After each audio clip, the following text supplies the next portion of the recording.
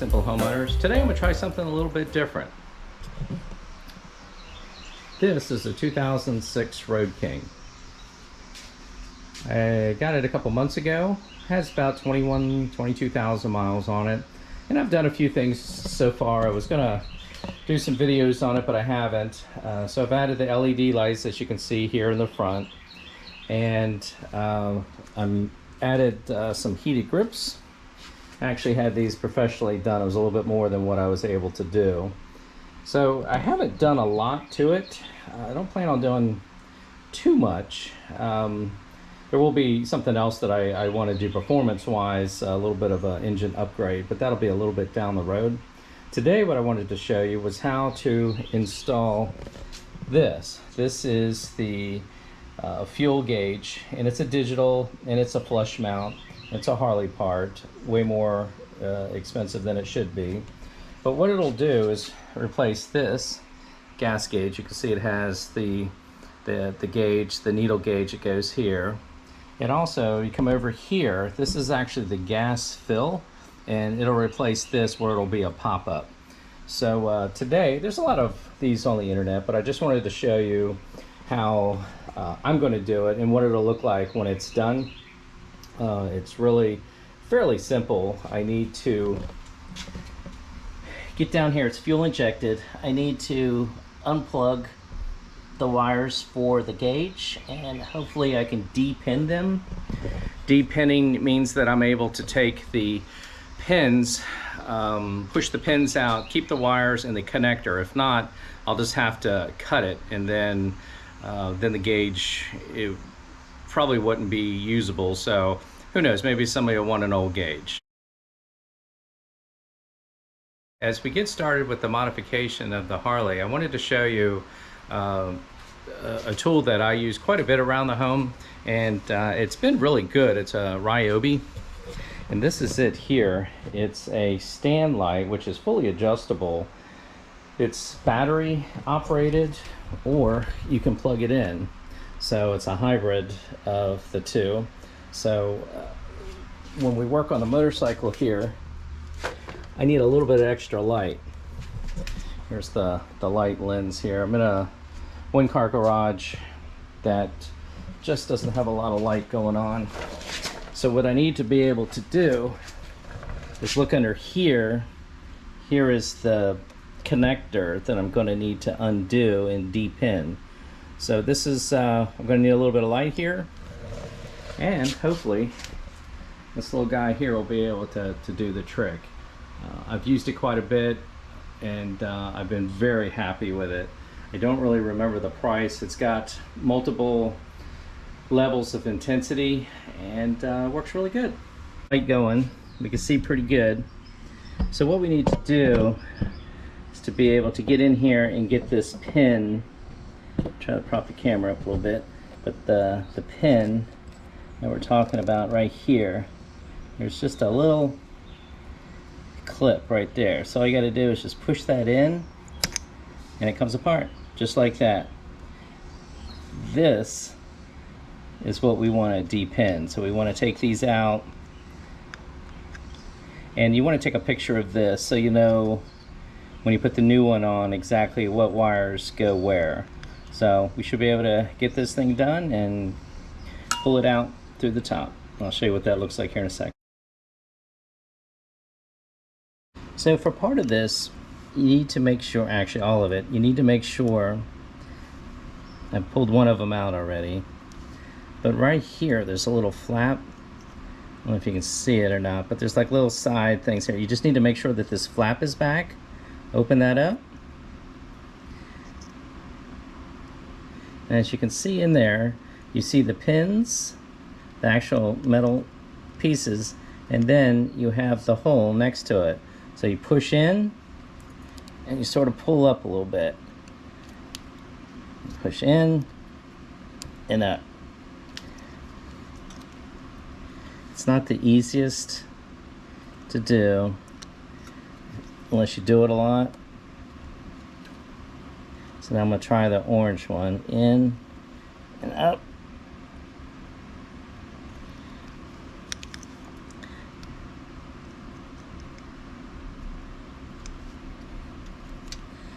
And when you get it right, you'll feel it. It'll click right into the spot. I was able to finally get it. It took me a little bit because I've never done this before. But once I was in the last one, the orange one was giving me a hard time. But I put it in, instead of going up, I went a little bit sideways, and that's what released it. And this has been here since 2006, so I think that probably could have had a little bit to do with it. But I got it done, so all we got to do now is pull the gas gauge out. You need to pull this up, just like this. That comes out. And then we'll feed the wires through. So it comes up. I'm pushing from the bottom here. You can see that. I'm pushing here where it comes through. I'm just pushing it up.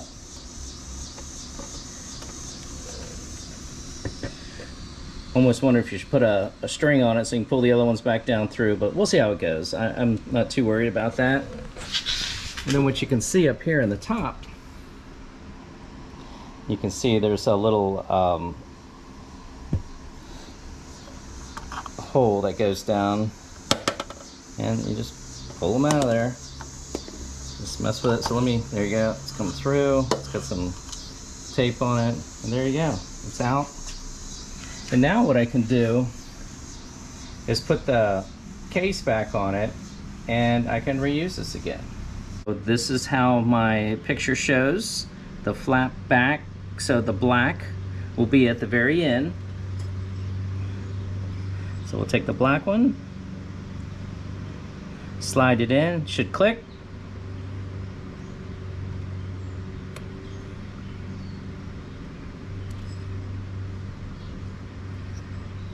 Didn't hear it click yet, so you want to make sure it clicks.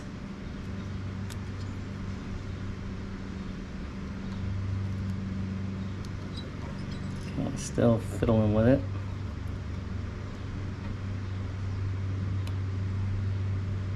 There, it's in. So the next is there's a space, and then the yellow wire goes in. So we have a space, now the yellow wire.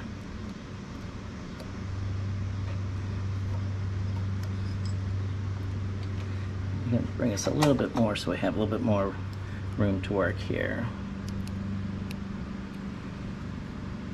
So we have the space.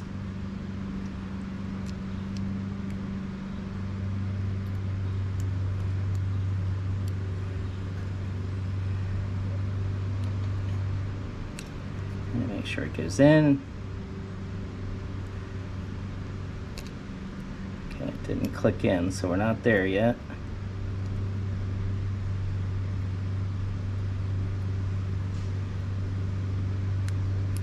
Still not there.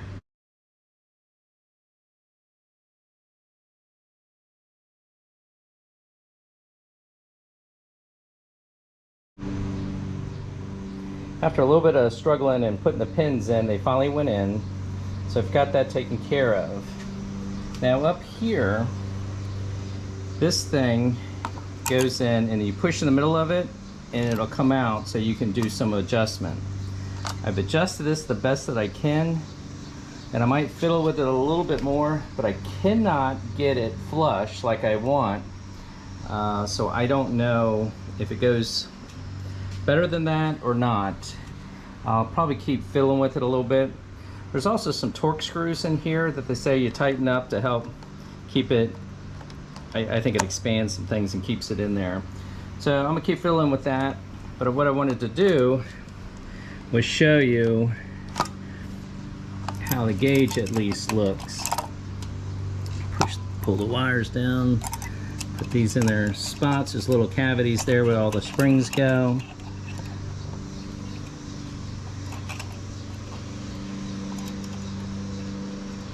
Somewhere in there.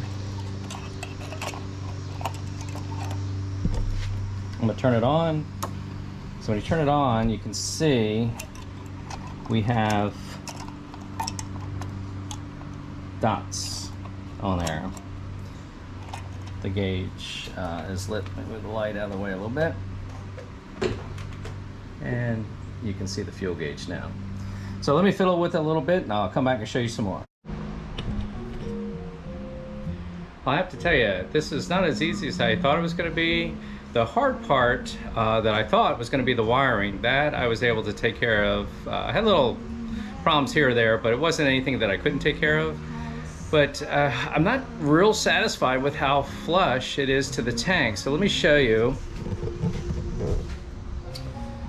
As we look, you can see that right here, there's a little bit of a gap. Up here it's more, but there is an O-ring there. So I'm not sure how to fix that. So I'll keep messing around and see. But I do want to show you, now that I have it installed, I'm gonna turn it on and you'll be able to see the gauges. I don't know, maybe not. It's pretty bright. But anyway, it looks really good. From here, from the top, you can't tell the difference. So I started on the hard side first, and now I'm going to go over to the gas cap and take care of that and get it going, and I'll let you know how it turns out. I prepped the surface, just wiped it down with some alcohol. So now what I need to do, the gas cap goes in, just screws in. You push it down and turn it, and that locks it down. There's a trim ring that comes on here, and the idea is just to fine tune it a little bit to where it is in a spot where, since the tank isn't perfectly flat, it rounds a little bit. That way you can figure out where the best place is. So what I'm going to do is use some painter's tape and put a little mark on it so we'll know exactly where, once we pull it, because we have to pull this back off to pull the tape off and hold it down. Have the black mark here. I've also took a knife, cut it, so oh, there we go. We've already lost the mark, so good thing it was marked. So now the next part is to pull this ring off, and then it says to hold it down for 10, 15, 20 seconds. I'm not sure, I'll have to read it again, and then we'll go from there. And it should, it looks like it looks pretty good right now. So we'll see how it goes. So it's all finished. The instructions said to hold it not to hold it, but before you take the tape or do anything else, let it cure for 5 to 7 minutes. So I did that. Everything is good. This side looks great. I'm pretty happy with that. You just turn it, and then now you can unscrew it. Put a gas, you put it down, you turn it clockwise. Looks great. So this was the first time I did this. I looked a lot online on how to do this, different places, and it looked like it was simple, easy type of modification, and it looks great.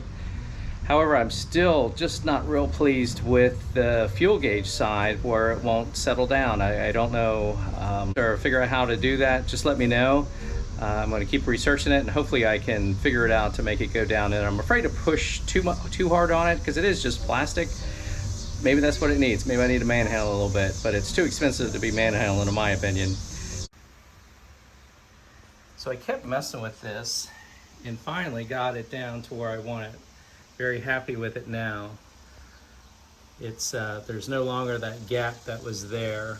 How I fixed that was I just pulled it out, loosened the bolts inside again, and just kept fiddling with it, and then actually put a little bit more pressure on it. I was afraid originally because it was plastic that it might break, but it finally went down, and it's all set, ready to go. Thanks for watching.